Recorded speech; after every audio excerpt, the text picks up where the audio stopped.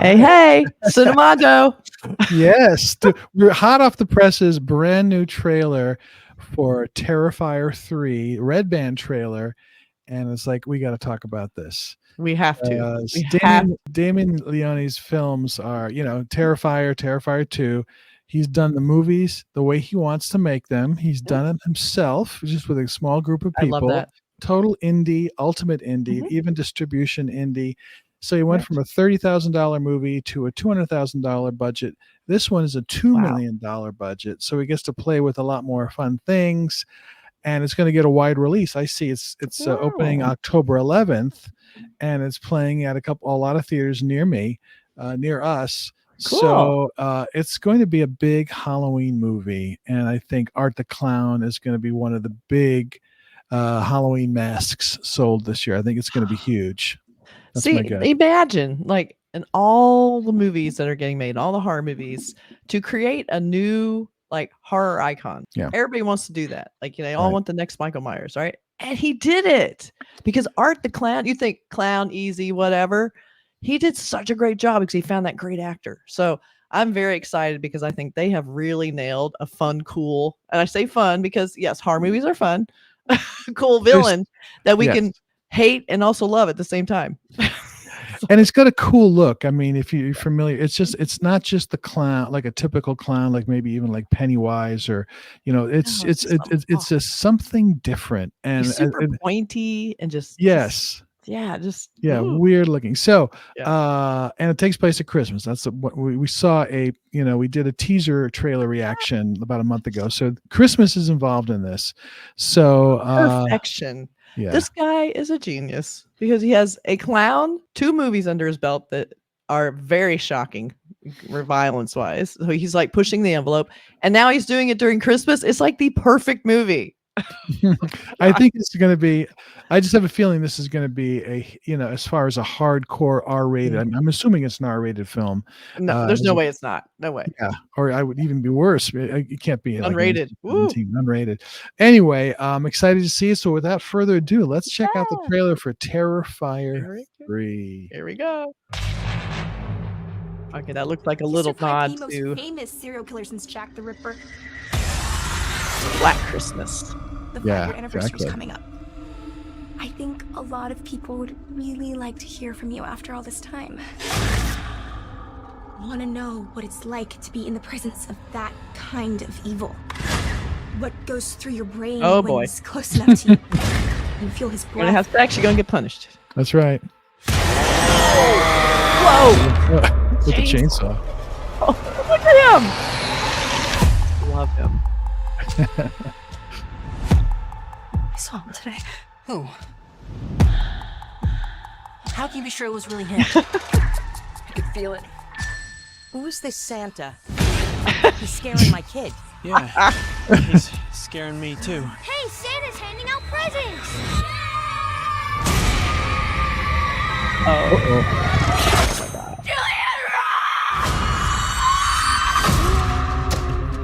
Why would he come back here? Even if he was alive, which he isn't. Wouldn't you want to get as far away from here as possible, as far away from you? We both know this isn't over.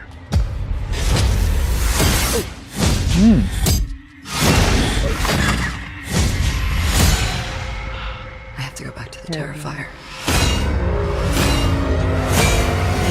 It's still buried there, isn't it? Might be the only thing that could stop them.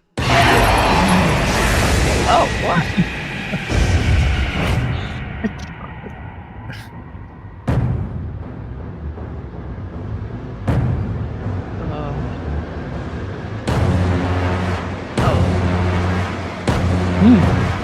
What is happening?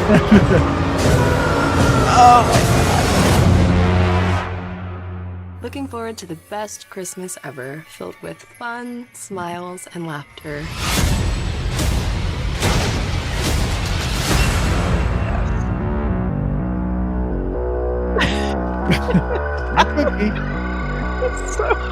God. Please never stop making movies with this guy. Please never. Cookies and milk. I like it because he has this sort of odd, humorous innocence in a terrible way, even when he's holding a chainsaw. It's the most bizarre. I don't know how they did. It's magic. he has he's not like Jason or Michael Myers. That's just like almost this nothing. There is like Freddy Krueger had that. Just like Freddy Krueger. So he's more along like Freddy Krueger than he is like Jason or Michael Myers. And Elf's playing with all the Christmas sort of tropes. Yep. To the nth degree.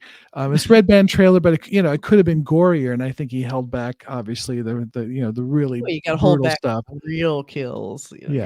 Right. Face, show it all. But it looks like a bigger budget movie, but that doesn't mean it's going to be sort of it's going to be toned down at all. I think he's just going to crank it up, with the blood and gore. So. And I like the little nod to Black Christmas. I mentioned that while we were watching it because that was technically the first slasher movie ever made. And so that movie blew my mind when I saw it because the crank calls in that film, it's coming from within the house thing, started there. So 1974. Watch that before you watch this because it delivers. It's so good.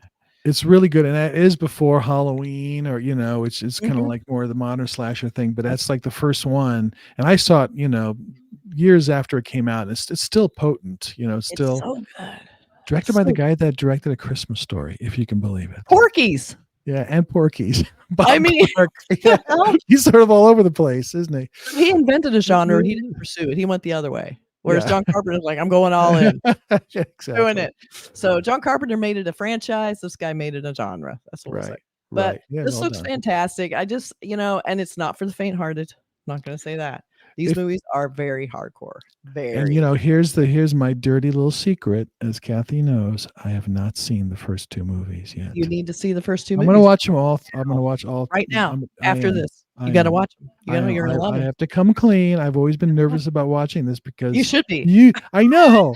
That's what gets me all ooky. Like, she said, oh yeah, there's one kill in the first movie. But it's 5 minutes out of an entire movie of good stuff. I mean, and also it's good. It's just, you're not used to people going there. I know. And I think that's what made this so intense because there's been a lot of horror movies, a lot of gore, but you still feel a little bit of the punches being held back a little bit. Right. And a lot of movies now, like there's a little bit of a cutaway. They don't show anything too. Right. This movie does not do that. So points. Well, it was like the murder at the end of Bone Tomahawk is pretty rough. I saw through that one, so. That was probably one of the worst things I've ever seen. And I think mostly because of the context and you weren't expecting it. Right. So you didn't like during horror movies, you kind of have your guard up a little bit. Yeah. But this ready. Western. And that it was like, what? I wasn't ready. Like, wait, what? I mean, that was that's crazy. But that's kind of on this level a little bit, except just add about 10 more gallons of blood to that scene. Okay. Pretty much have Terrifiers. Gotcha. Okay. Well, I promise I will definitely watch both of them before the third movie comes out. Because maybe we can and we'll do reviews. And maybe we can do that could be a fun, a field trip for Cinemondo. I know Burke would probably not be involved, but maybe we go and see. Well, we'll talk about it. We should. No way is Burke going. No way. But it would be fun to see that with a big audience. Like when you see stuff like that, with a full packed house, it can be fun. As long as I guarantee it's going to be Halloween fans not ready for it, and they're going to go in there and go, "What is happening? Wait a minute." I know. I want to see that. I want to see those people get. All right. So it looks good. Terrifier 3 coming out October 11th. See you guys. Bye.